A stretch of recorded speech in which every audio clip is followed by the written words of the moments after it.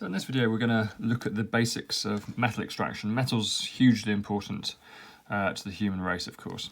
So first question here, where do we find metals in the environment? We find them in the Earth's crust, in the ground basically.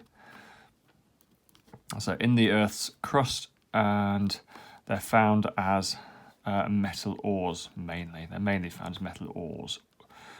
Okay. Now, metal ore is a metal oxide, so name an element that the metals are joined to when they're found in the ground. They are joined to oxygen. So you'll often hear them called as iron ore or aluminium ore. And what that is iron oxide or aluminium oxide. So before we can use them, we have to chemically remove that oxygen.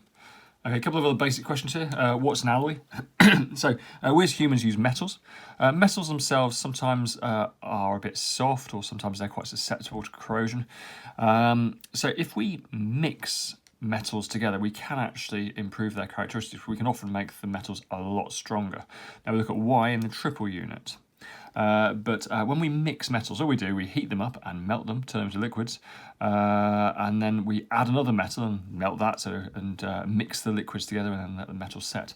That mixture is called an alloy. So an alloy is a mixture of metals, and we do it to make them stronger or more resistant to corrosion or something along those lines.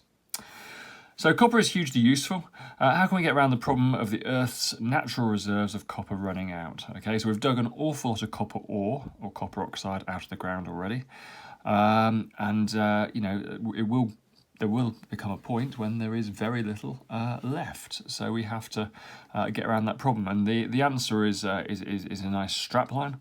Okay, it's reduce the amount we use, reuse. Okay, so once we've used it once, we use it again, and recycle. So once the product has been used, we recycle it, we get the copper out, and we use the copper again. So it means we don't need to dig fresh out of the ground. So reduce, reuse, and recycle. Now this is the bit I want to spend a bit more time on. What does the method used to extract a metal from its ore depend on? It depends upon the metal's reactivity. It depends upon the metal's reactivity.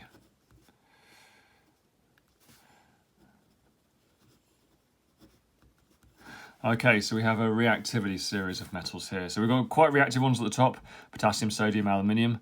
We've got carbon in the middle, which isn't a metal, but nevertheless we'll come back to that. And then beneath carbon in the reactivity series we have iron, lead, copper, and at the very bottom gold. So let's spend a little bit of time on this. If metals are very unreactive like gold, so unreactive, okay, it doesn't join to oxygen. So if you're lucky enough, and there was an article on the BBC website just the other day about somebody lucky enough in Scotland finding a gold nugget in a stream there. So unreactive it doesn't join to oxygen, and that literally has been there for thousands of years. So gold is so unreactive it doesn't join to oxygen. So the ones at the very bottom we don't need to extract at all. Now these ones here, iron, lead, and copper, they're more reactive than gold, so they do join to oxygen. They do join to oxygen. So before we can use them, we have to remove that oxygen. Iron oxide, for example, sometimes we refer to it as rust. It's a powdery, red-brown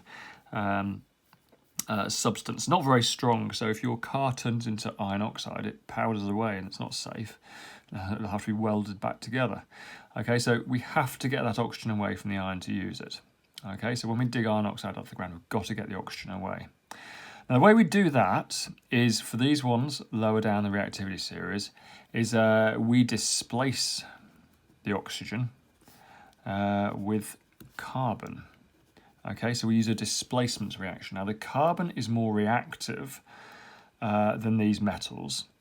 So the carbon will take the oxygen away from these metals. The carbon displaces those metals. So we've got an example of some displacement reactions down here, just so you can have a quick look at them. So we've got potassium and copper ore. Okay, so back to the reactivity series. Potassium's right at the top of the reactivity series. Copper's fairly close to the bottom, so if we've got copper ore, that's copper oxide. So yes, the potassium will take the ore. The potassium takes the ore, so it makes potassium oxide and leaves copper on its own. So will a reaction happen? Answer, yes, it will. Products. We put the products there as well if you want. The products will be potassium oxide and copper all on its own. The box doesn't ask for products, but that's what it will be. The potassium takes the oxygen. So lead and aluminium ore. This time, aluminium has got the oxygen, the oxide, or the ore if you like. The aluminium is fairly close to the top of the reactivity series. Lead is fairly close to the bottom. So there's no way that reaction will happen. Now that's important as well, because these metals here, higher up the reactivity series, we need a different method of extraction. These are all joined to oxygen when we get them out of the ground. So we have to get oxygen away in a different way. And we use electrolysis for that. Electrolysis, and we've done an electrolysis unit. So, you know, the theory can come from that. You may ask the question, well, why don't, if electrolysis works for these ones, why not use it for iron, lead and copper as well? Yeah, it would work brilliantly. But we don't use electrolysis for these, even though it would work brilliantly. Why not? We displace them with carbon, and the answer is carbon is cheap. Okay, that's much cheaper. Electricity is very expensive. Okay, so electrolysis, expensive. So we only use electrolysis when carbon doesn't work. And carbon doesn't work for metals more reactive than it in the reactivity series. So that's really, really crucial. And that gets questions all the time. In exams. So let's just circle that off, because that's vital. So sodium and aluminium ore. Okay, sodium is above aluminium. Okay, so yeah, that's going to react. Okay, the sodium is going to take the ore. So that's going to be sodium oxide, Na2O, and leaving the aluminium all on its own. All right, carbon and iron oxide. Yeah, absolutely, that works. Carbon is above iron, and this is exactly how they get iron in industry. They smelt the iron with carbon. The carbon displaces the iron, making carbon dioxide. So yes, that works. It makes carbon dioxide and leaves the iron on the own, which we can turn into steel. Steel is an alloy of iron. And use it for other things. Carbon and aluminium oxide would be great if that worked. Okay, doesn't though, because the aluminium is more reactive than the carbon, so we actually have to use electrolysis to get the aluminium away from its ore. Right, so next question. Extracting metals by heating with carbon is cheap because carbon is widely available. Therefore, any metal ores that will react with carbon are extracted in this way. We've said that. Why is gold not extracted by heating with carbon? Gold doesn't join to oxygen, so we don't need to extract it. It doesn't join to oxygen, so we don't extract it in that way. Name another metal that exists like gold in the Earth's crust or something else equally unreactive. Silver, there's a good example. Name 3 metals from the reactivity series that are extracted by heating with carbon. So we need metals beneath carbon in the reactivity series. So iron, lead, copper. Okay, iron, lead, copper. Nothing more reactive than carbon. Metals more reactive than carbon extracted using electrolysis. This method would also work for metals like iron and lead. Why is it not used? Too expensive. Name 3 metals from the reactivity series above that are extracted using electrolysis. We need things more reactive than carbon. Potassium, sodium, aluminium. Okay, potassium, sodium, aluminium. Okay. Complete word and symbol equations for heating iron oxide with carbon. So this is exactly how iron is extracted in industry. It's a bit of a pig to balance this one. I've told you already the carbon is more reactive than the iron, so it takes the oxygen. Okay, makes carbon dioxide, leaving iron on its own. Right, so we've got 3 oxygens there and 2 oxygens there, so we need a multiple of 3 and 2. First multiple is 6, so let's put 3 there and let's put 2 there. 2 times 3 is 6, 3 times 2 is 6. 1 carbon, now we've got 3 carbons there, let's put 3 carbons there. 2 times 2 ions, 4 ions, let's put 4 there. That one balances out. You can do the word equation. The electrolysis of aluminium oxide. Remember, electrolysis is a decomposition reaction, so the aluminium ions go to the aluminium ions are positive, so they go to the negative electrode. The oxygen ions are negative, so they go to the positive electrode, and the aluminium oxide is broken apart. So if we take liquid aluminium oxide, in reality they dissolve in a solvent called cryolite. We don't need that for Edexcel GCSE. Okay, so let's just say it's aluminium oxide liquid. It breaks it apart into aluminium and oxygen. Okay, so that's going to be Al and O2. Again, we've got 3 oxygens there and 2 oxygens there, so we need a multiple of 3 and 2. That's going to be 6. So I need 2Al2O3. It makes 3O2. 2 times 2 is 4 aluminium.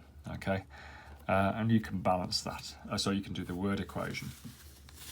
Next page. All right, good question, this one. Given a choice, would you rather recycle aluminium or steel drinks cans? Explain your answer. Well, the answer is aluminium. Why? Let's go back to the reactivity series and look how they're extracted. Okay, aluminium is extracted using electrolysis, which is expensive. Iron is extracted using carbon, which is cheap.